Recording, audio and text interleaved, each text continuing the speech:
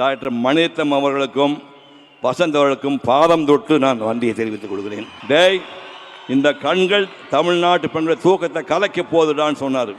உடம்ப போட்டு வருத்தி புழிஞ்சு 6 பேக் பண்ணவன் யார் இருக்காங்க? இதுக்கு முன்னாடி ரெட்ரோ திரைப்படத்தினுடைய ப்ரொடியூசரை பார்த்தோம். இப்போ ரெட்ரோ நாயகனின் ப்ரொடியூசரை பார்க்க போறோம். சிவகுமார் சார், நான் சொன்ன அவர் பிடிக்கல போட்டிருக்கு, நீங்க கொஞ்சம் டீச்சரா சொல்லிருக்கீங்க சார்.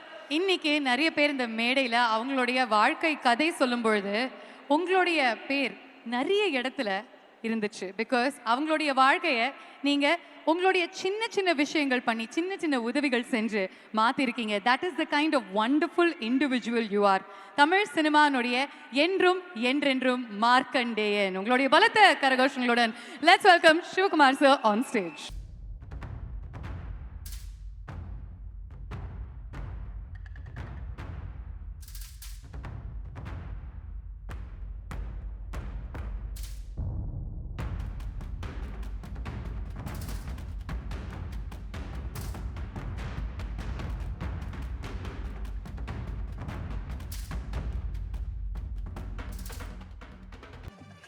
வணக்கம் sir, thank you so much for being here. ஒரு 2 வார்த்தைகள் இந்த சந்தோஷமான தருணத்தில். ரொம்பவும் சந்தோஷமாக இருக்குது, அளவில்லாத சந்தோஷமாக இருக்குது. ரெட்ரோ ஹீரோ கார்த்திக் சுப்புராஜ், சந்தோஷ் நாராயணன் இவங்க தயாரிப்பில் உருவான இந்த படம் மாபெரும் வெற்றி பெற வேண்டும் என்று முதல்லையே என்னுடைய வாழ்த்துக்களை தெரிவிச்சுக்கிறேன். சூர்யாவுக்கு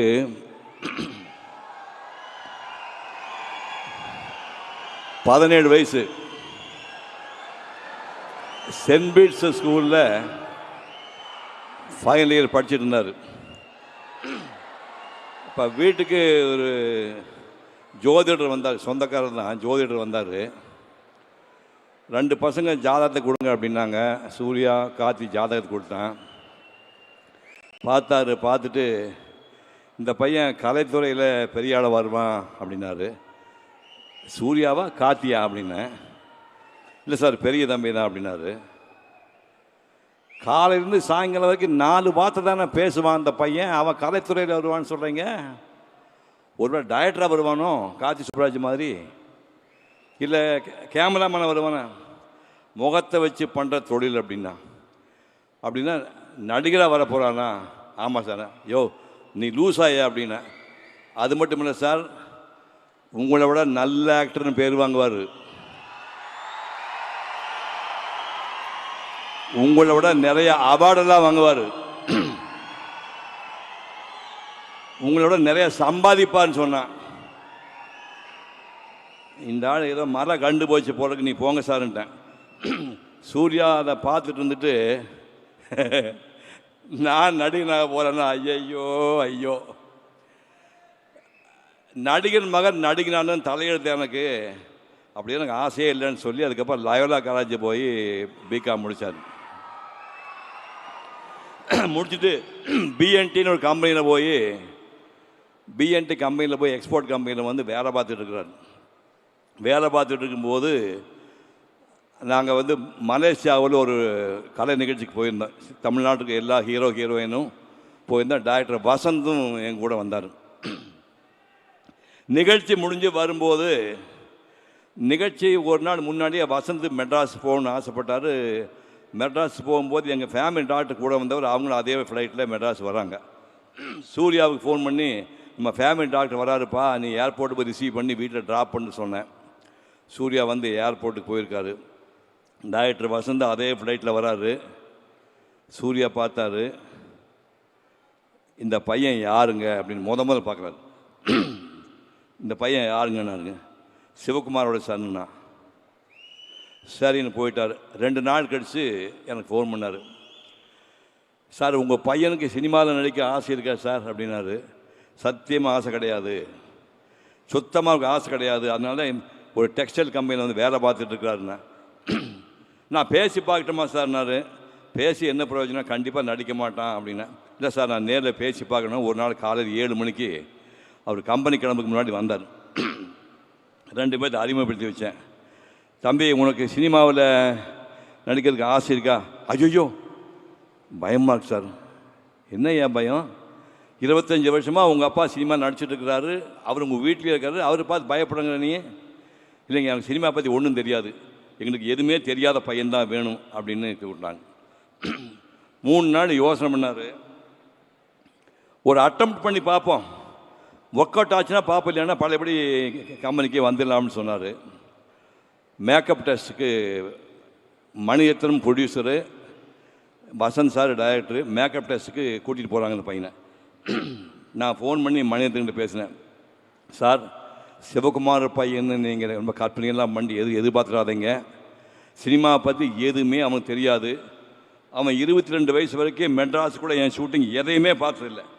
நல்லா ஞாபகம் வச்சுங்க, மெட்ராஸில் என் ஷூட்டிங் சூர்யா பார்த்ததே கிடையாது.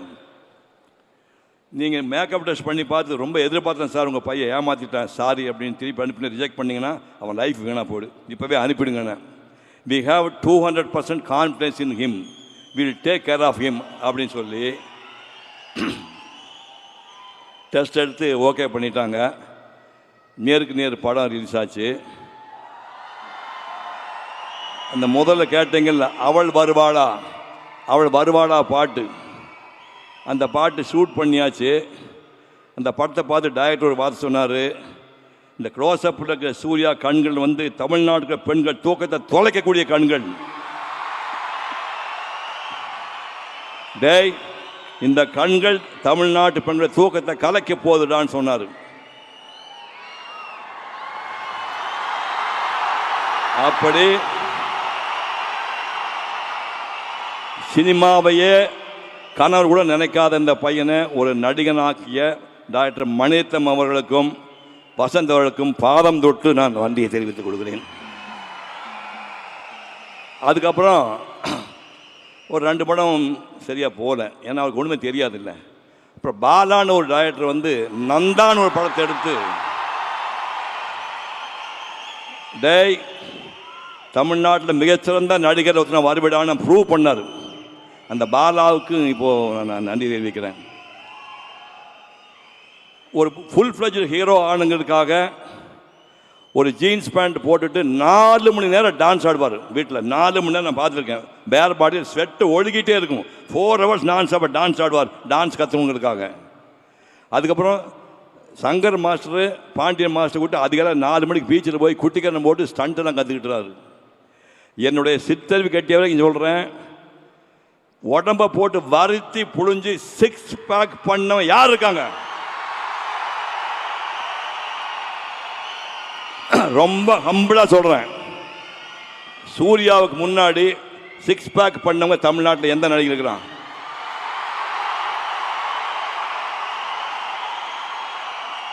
இல்லை, அதுக்கு அப்புறம் யாரா பண்ணியிருக்காங்களா?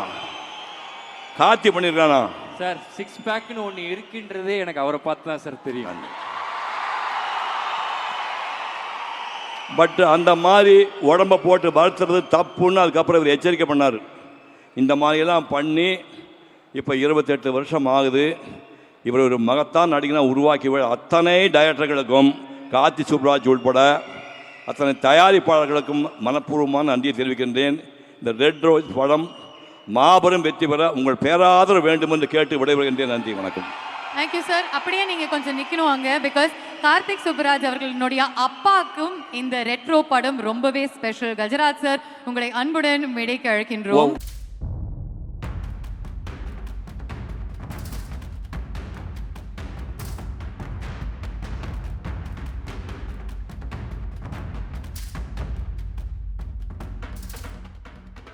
இவர் 100 படத்தில் நடிச்சாங்க, எனக்கு சுத்தமாகவே தெரியாது. நான் 20 வருஷமாக சினிமாவே பார்க்கல.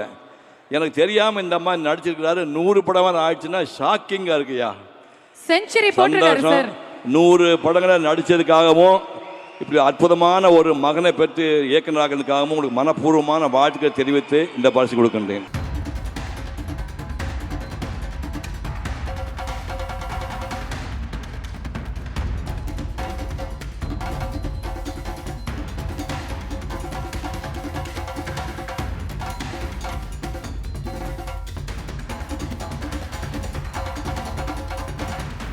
அனைவருக்கும் வணக்கம்.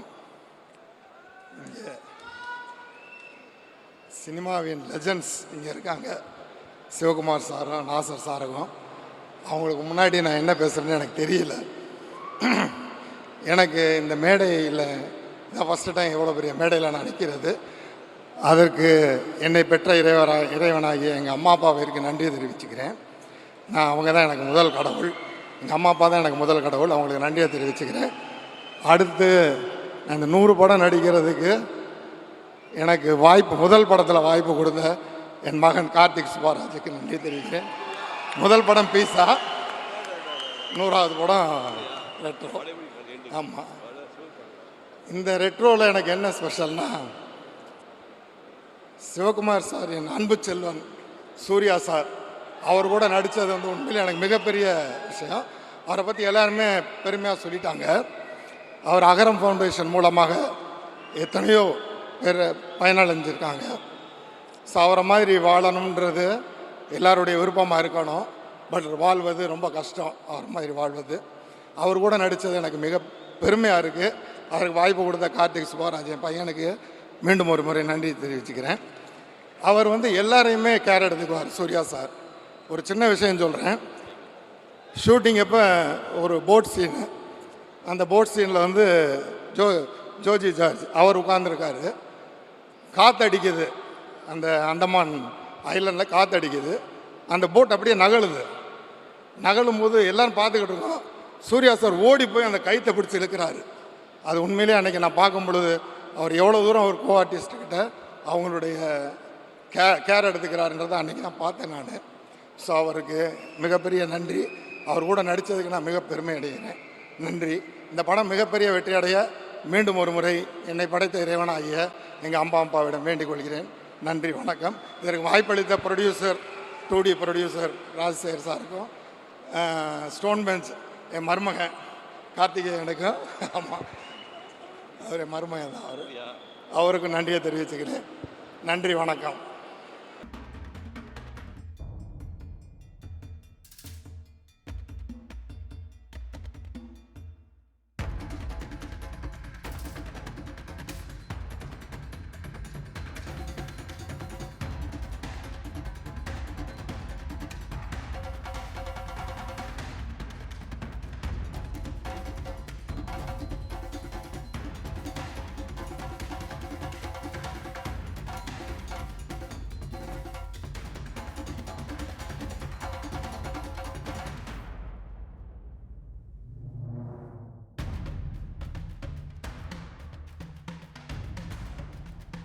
ஏறும்போது நான் என் கையை கொடுத்தேன், அவர் வாங்கல.